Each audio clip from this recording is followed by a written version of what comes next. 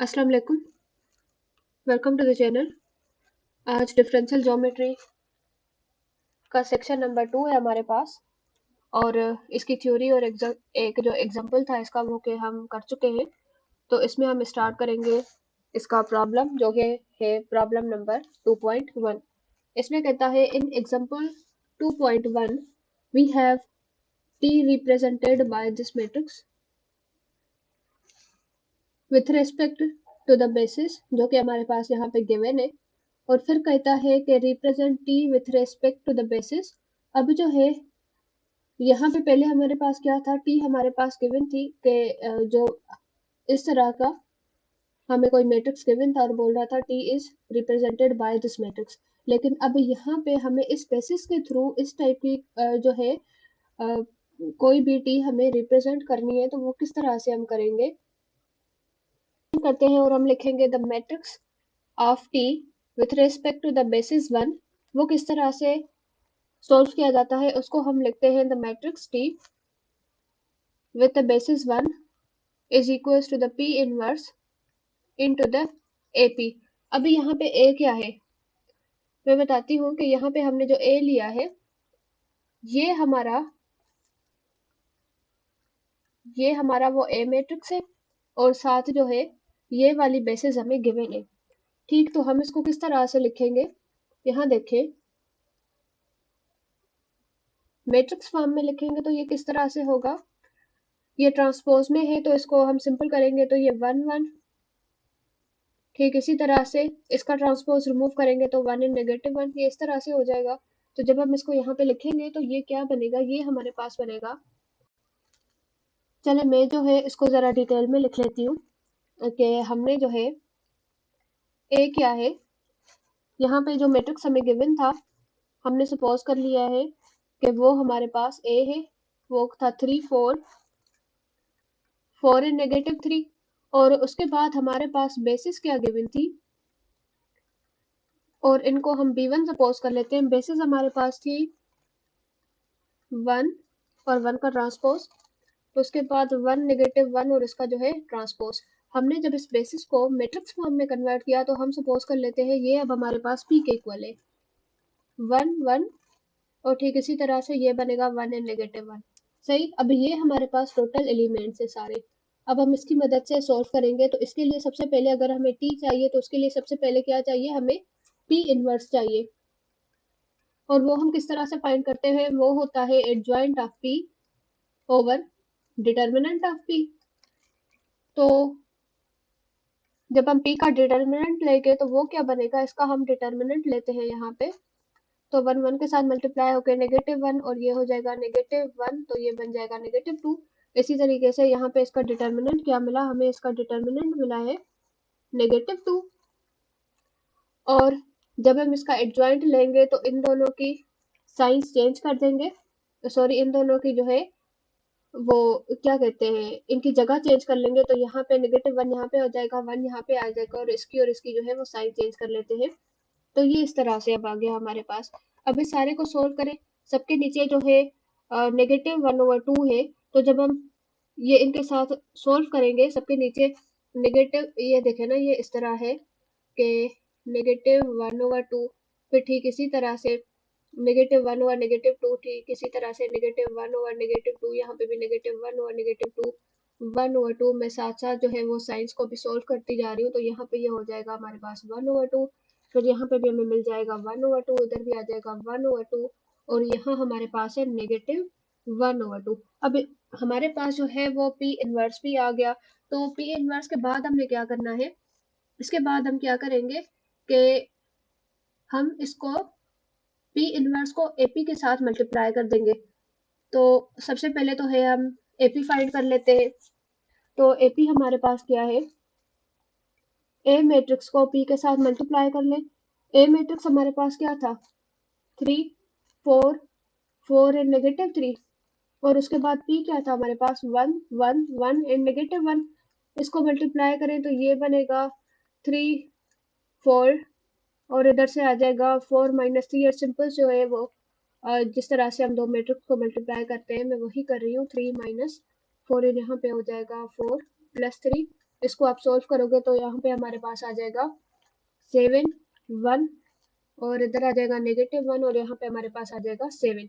तो एपी भी हमारे पास आ गया। फिर हम क्या करते हैं, उसके बाद हम लिखते हैं देन, जैसे कि हम जानते हैं कि T matrix with the basis 1 हमारे पास किस चीज के इक्वल आ, वो हमारे पास इक्वल था P inverse into AP. P inverse क्या आया है हमारे पास 1/2, 1/2, यहाँ पे भी 1/2, -1/2, इसके साथ मल्टीप्लाई करें ये एपी 7 1 -1 एंड 7, इस सारे को जब आप सोल्व करोगे तो मैं डायरेक्टली आंसर लिख रही हूँ कि इसका क्या होगा, क्योंकि मैंने करके रख लिया था।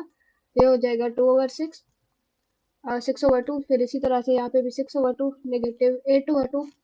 और मजीद जब हम इसको सिंप्लीफाई करेंगे तो हमारे पास क्या आएगा, देखिए हम इसको करते हैं यहाँ पे। तो T matrix with the basis 1, ये हमारे पास यहाँ पे हमारे आ जाएगा 4 3 और यहाँ पे भी 3 और उसके बाद यहाँ के इसकी टेबल 4 टाइम्स, सो -4। तो ये इसके पार्ट नंबर 1 का हमारे पास आंसर है। ये किसका आंसर है, इसके पार्ट नंबर ए का आंसर है। यहाँ पे हमारे पास वो टी मैट्रिक्स आ गया है, जो कि हमें बोला गया था कि इस बेसिस के थ्रू आपने जो है वो टी मैट्रिक्स बताए कि कौन सा होता है। with the basis this of the eigen values, और वो आइगन वेक्टर्स, वो आइगन वेक्टर्स हमने कहाँ से लेने हैं, वो आइगन वेक्टर्स हमने लेने हैं एग्जांपल नंबर 2.1 से, जिसमें जब मैंने सोल्व करवाया था तो हमने वहां पे लिखा था आइगन वैल्यूज हमारे पास क्या आ रहे थे, lambda which is equal to the +-5। तो अब यहाँ पे जब हम इसको सोल्व करेंगे, इसका पार्ट नंबर बी हम सोल्व कर रहे हैं। तो हम यहाँ पे सबसे पहले तो मैं थोड़ी सी आपको डेफिनेशन बता दूं कि ये किस तरह से होगा, ताकि जब हम सोल्व करें तो आप कंफ्यूज ना हो। तो यहाँ पे क्या होता है कि सबसे पहले इन सपोजिशन हम ले लेते हैं, इफ हमारे पास कोई बेसिस है v1 और v2, सही, are eigen values, sorry eigen vectors, ये बेसिस है आइगन वेक्टर्स जो है vi के साथ, जब हमें पता है कि आइगन वेक्टर्स को लेमडा आई और vi के साथ डिनोट करते हैं, तो हम यहाँ पे इसको किस तरीके से लिख सकते हैं, हम लिख सकते हैं कि t with the eigenvector 1 which will be equals to the lambda 1 and v1। Similarly इसका जो है, क्योंकि आइगन वेक्टर 1 है तो इसका जो सेकंड लेमडा है वो 0 होगा, तो उस वजह से यहाँ पे 0 एंड v2। फिर यहाँ पे अगर हम करेंगे तो t with the eigen vector 2, तो यहाँ पे इसका फर्स्ट 0 होगा और यहाँ पे v1 आएगा और उसके बाद यहाँ पे v2 और साथ जो है लेमडा 2 और v2 आ जाएगा। तो जब हम इसको कोऑर्डिनेट में चेंज करते हैं तो हम क्या लिखते हैं,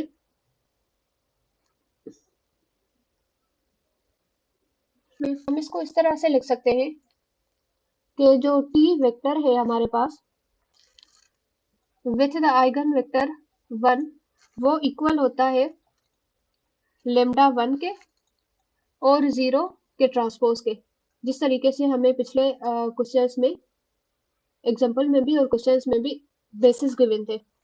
और अगर हम T2 V2 के लिए लिखेंगे तो हम लिखेंगे कि जो हमारे पास मैट्रिक्स T है विथ द आइगन वेक्टर 2, वो इक्वल होता है 0 कामा आइगन वेक्टर 2 के ट्रांसपोज के।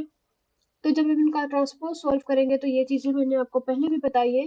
तो यहाँ से हमारे पास जो टी है वो किसके इक्वल आ जाता है, वो आ जाता है लेमडा 1 0 और यहाँ पे आएगा 0 एंड लेमडा 2। अब देखें, ये सिर्फ मैंने समझाने के लिए आपको कंसेप्ट दिया है कि हम इसको करते किस तरीके से है। अब जो है हम मेन क्वेश्चन की तरफ चलते हैं और देखते हैं कि वो किस तरीके से होगा। Solution of part B. तो सबसे पहले हमारे पास बेसिस क्या गिवन थी, basis of eigen vectors,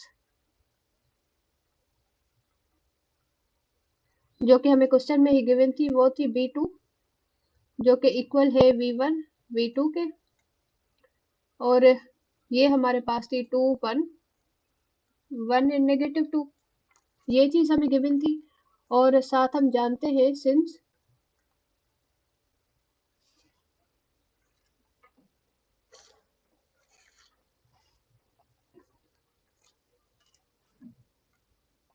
matrix T लिखना है with respect to the eigen vector 1, तो वो क्या होगा 5 लेमडा 1, क्योंकि वहां पे जो है लेमडा 2 0 होगा तो वो इसको 0 बना लेगा। सिमिलरली यहाँ पे अगर v2 की रेस्पेक्ट में लिखेंगे तो वो क्या होगा -5 v2, क्योंकि हमारे पास आइगन वेक्टर्स यहाँ पे ये हैं, तो अगर हम इसको डायगोनली लिखें तो वो हमारे पास क्या बनेगा, तो फिर हम यहाँ पे करते हैं then the matrix of T with respect to b2 basis, वो हमारे पास क्या बनेगा, वो बनेगा टी, सॉरी यहाँ पे 1 नहीं आएगा, टी विद द बेसिस 2, ये हमारे पास बनेगा 5, और इसका जो है दूसरा आइगन वेक्टर हमारे पास नहीं है, वो 0 बनता है, तो उसी वजह से यहाँ पे 0 देखे, यहाँ पे 0 v2 है और यहाँ पे 0 v1 है, तो यहाँ पे 0 और -5, ये हमारे पास क्या बन रहा है, ये हमारे पास डायगोनल मैट्रिक्स बन रहा है, डायगोनल, तो हम लिख लेंगे कि ये हमारे पास डायगोनल मैट्रिक्स है। Thank you for watching and अल्लाह हाफिज़, यही इसका आंसर है, और उसके बाद जो है हम इसका सेकंड जो है क्वेश्चन वो करेंगे इंशाल्लाह अपने नेक्स्ट लेक्चर में। अल्लाह हाफिज़।